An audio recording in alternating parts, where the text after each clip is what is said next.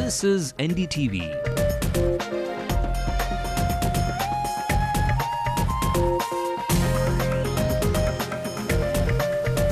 And you're watching NDTV Hindu.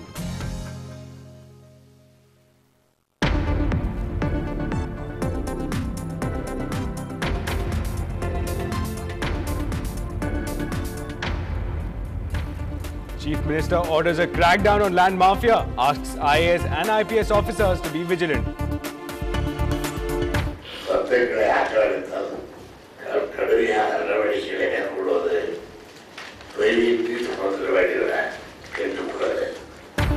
Now, even as Vedanta is sent packing from Orissa, government turns a blind eye to SIPCOT SEZ in Tamil Nadu. NDTV Hindu takes an exclusive look. Indian state and state government across country become real estate brokers. Political parties urge the Election Commission not to take a hasty decision on TN Upper House. DMK and Congress remain adamant. அவசரமாக இந்த மேலவை தேர்தலை நடத்தக்கூடாது என்பதை சுட்டிக்காட்டியிருக்கிறோம். தேர்தல் ஆணையமும் விரைந்து செயல்பட வேண்டும் என்ற கருத்தை தெரிவித்திருக்கிறது. Civil Aviation watchdog DGCA says the jet flight incident shows serious procedural lapses. The crew has been suspended. Home Minister P. Chidambaram inaugurates the Loyola World Alumni Congress, says education institutions should not be money-spinning enterprises. But surely we cannot allow education institutions to become simply money-making or money-spinning businesses. BCCI likely to press criminal charges against Lalit Modi next week in Chennai. And MS Dhoni seems to be waging a lonely battle with only the tail-enders for company.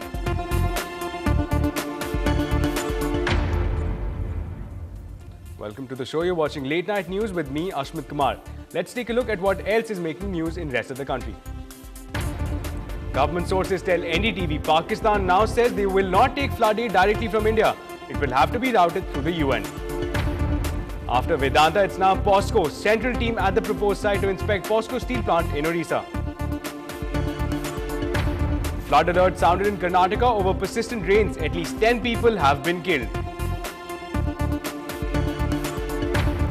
Tiger cub found drugged and hidden among stuffed toys in a suitcase in a woman at Bangkok International Airport. And let's go. That's the call by Rahman to all Indians ahead of the Commonwealth Games.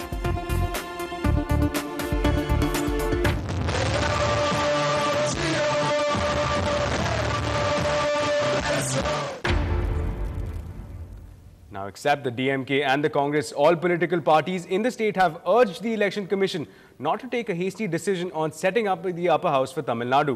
The Chief Electoral Officer Praveen Kumar today convened an all-party meeting to discuss the delimitation process for upper house in Tamil Nadu.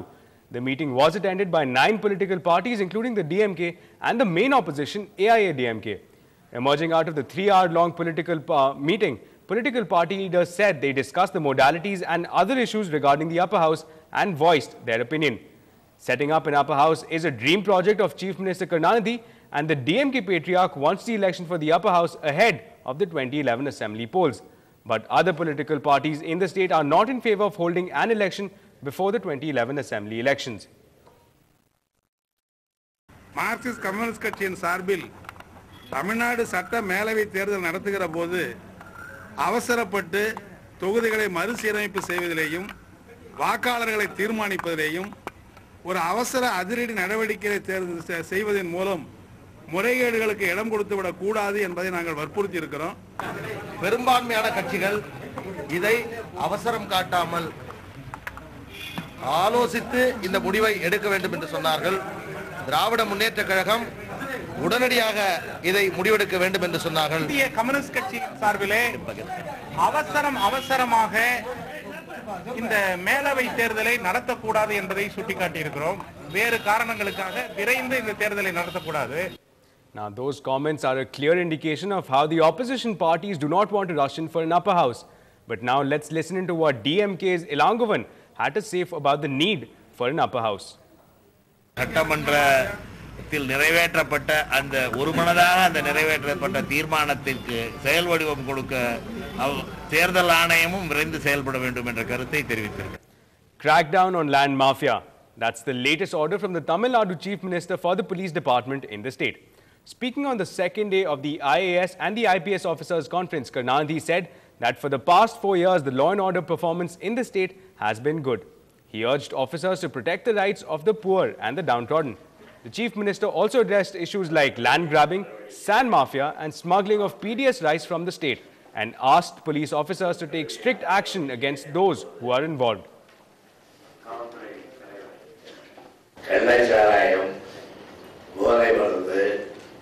மணல் மற்றும் railway கடத்தம் போன்ற சமுதாய குற்றங்களில் ஈடுபடுவோர் மீதும் சொத்துக்களை ஆக்கிரமித்தல், காலி செய்தல், ஆட்களை கடத்தி மிரட்டி பணம் பறித்தல் போன்ற பொதுமக்களை நேர்மையாக பாதிக்கும் குற்ற செயல்களில் ஈடுபடுவோர் மீதும் பெண்களுக்கு எதிரான குற்றங்களில் ஈடுபடுவோர் மீதும் எந்தவிதமான பாரபட்சமின்றி தடுப்பு காவல் சட்டங்களில் கீழான நடவடிக்கைகள் உட்பட அனைத்து வகையிலும் கடுமையான நடவடிக்கைகளை மேற்கொள்வது தொய்வின்றி தொடர்ந்து வேண்டியன கேட்டுக்கொள்வது. Now, even as the Chief Minister spoke about the crackdown on land mafia, opposition AIADMK today protested against the ruling DMK. The protesters alleged that the Chief Minister M. Karunanidhi had encroached land that belonged to Chennai Corporation. Amma said that the Gopalapuram was forcefully occupied by the DMK chief M. Karunanidhi. The AIADMK chief alleged that the land was usurped when Karunanidhi was the PWD minister in 1967. She pointed out that she initiated action to retrieve the land when she was the chief minister. She also accused that the open space reserve meant for the Chennai Corporation was also under forceful occupation for parking vehicles of DMK party workers. The opposition leader also accused the ruling DMK leadership of going back on its words to hand over the OSR to Chennai Corporation at Anna Arivalayam. Jayalalitha also accused Karunanidhi's family and other DMK ministers of being involved in several land grab cases. Minority திமுகவினுடைய முதலமைச்சர் கருணாநிதி மாநகராட்சிக்கு சொந்தமான நிலத்தை அவர் அபகரித்து தன்னுடைய சொந்த பயன்பாட்டிற்காக வைத்திருக்கின்றார். அறிவாலயத்தில் 8.47 கிரவுண்ட் நிலம் மக்கள் பயன்பாட்டிற்கு பூங்காவாக பயன்படுத்த முடியாத ஒரு சூழ்நிலை ஏற்பட்டிருக்கின்றது. Now, Chief Minister Karunanidhi has warned against land grabbing, but it comes at a time when his own government faces criticism over plans for a controversial special economic zone which could affect the entire village of Theravai in Tiruvallur district. Our reporter Sai Manish has the details on the latest developments in the village. This letter sent by the Environment Ministry to SIPCOT is a green signal for the controversial SEZ in Theravai village. Now, SIPCOT will have to file a reply within 30 days. But what's shocking is that the Environment Ministry is satisfied with SIPCOT's analysis.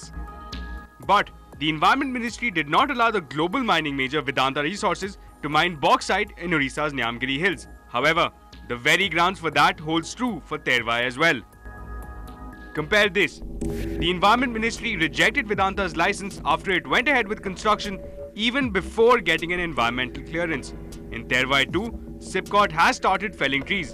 Even an MOU has been signed with global tyre major Michelin and other companies. Vedanta ignored reserve forests within a 10-kilometer radius. NDTV Hindu had exposed how the Nemalur Forest Reserve lies right next to the proposed SEZ in Theravai. Vedanta is accused of pressurizing local panchayats. NDTV Hindu had shown you how the signatures of villagers were fudged without even a Gram Sabha hearing. Indian state and state government across country become real estate brokers.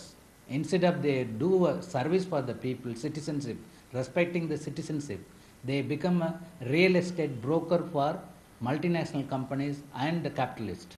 But what distinguishes Odisha from Theravai is the politics at play. The UPA government, in a bid to consolidate its votes in a rival bastion, considers the Vedanta case its masterstroke.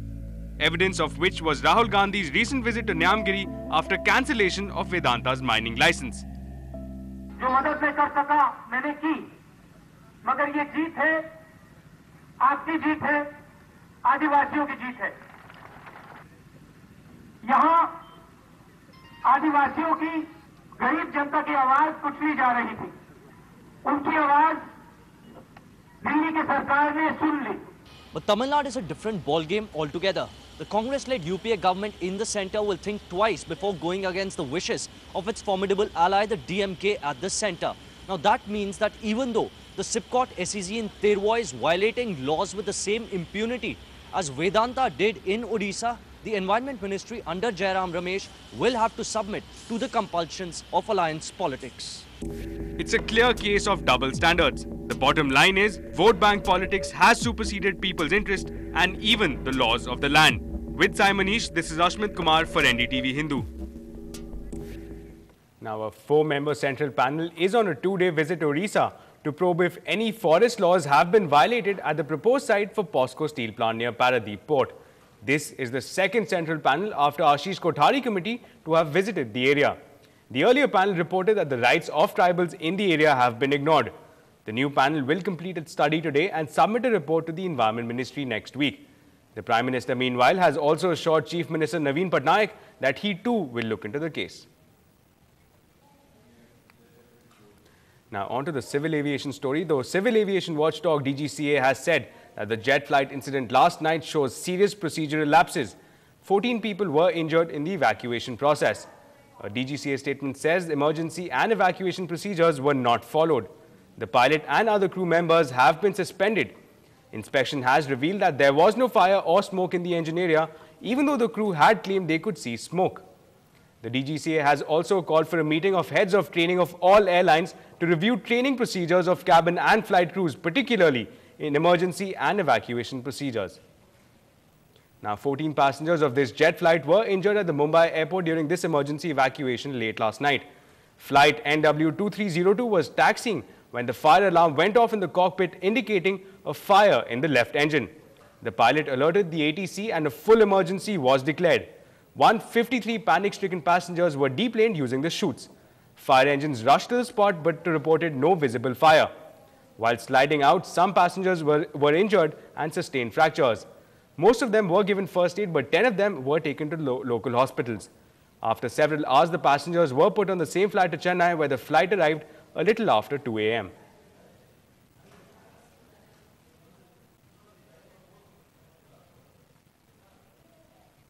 Now, the BCCI is all set to press criminal charges against Modi, and sources say it's likely to happen as soon as next week in Chennai. The BCCI will use Modi's receipt of $80 million facilitation fee from WSG or World Sport Group as one of the grounds to press charges. Meanwhile, BCCI President Shashank Manohar has denied all allegations of Lalit Modi that IPL auctions were fixed. Shashank Manohar said that Modi's accusation against Srinivasan, who owns the Chennai Super Kings team, were blatant lies.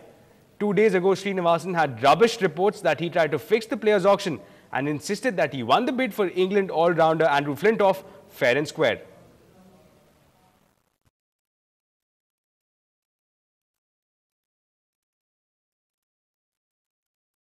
I can show you the document which would clearly demonstrate that what Lalit Modi has said is a total lie. Sir, was the same video been played out before the working committee members? Yes, it was played before the working committee members. Correct, right. Thank you. News from the city. Home Minister P. Chidambaram inaugurated the Loyola World Alumni Congress this morning.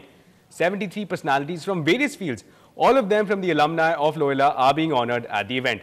In his address, the Home Minister said that education institutions should not have the goal of making money, but must impart values of secularism and tolerance. He also stated that regulation of education was required. We recognize the role of the private sector as an education provider. Many great universities were founded by the private sector and are continued to be nurtured by the private sector.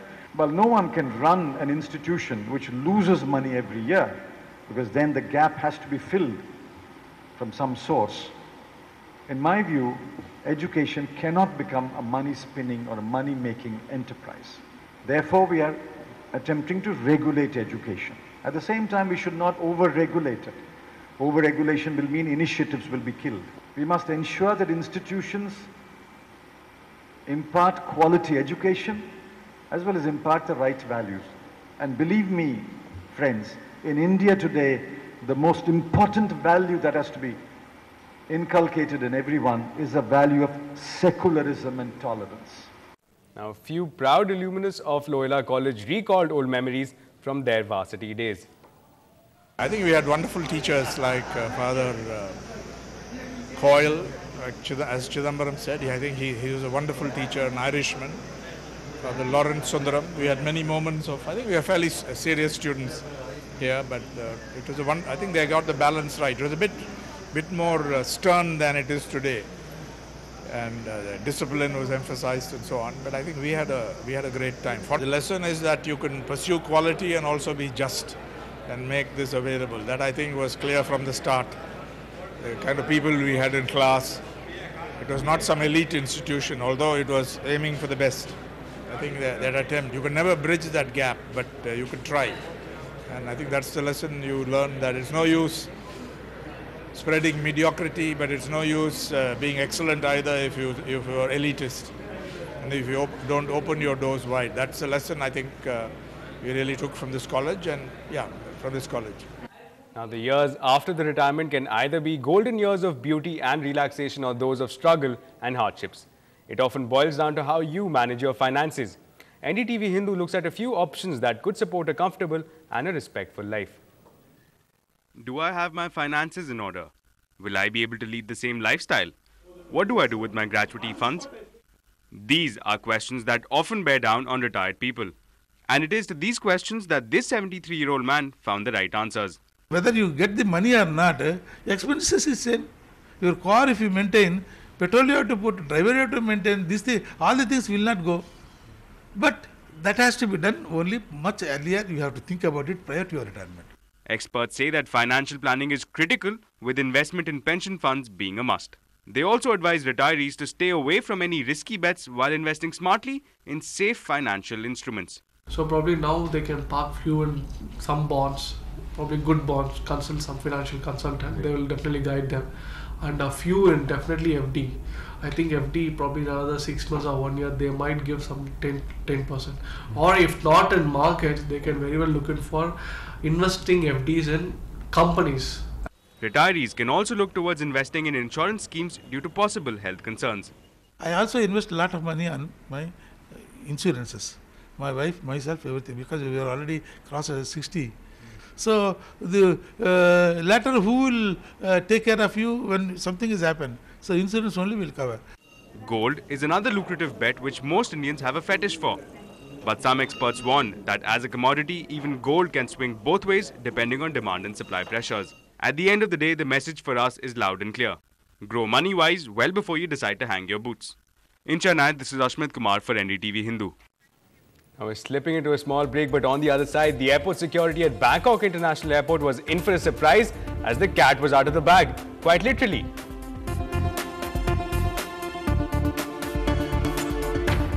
And A.R. Rahman does it once again and spins out a magical number, this time for the Commonwealth Games. That's up on the other side.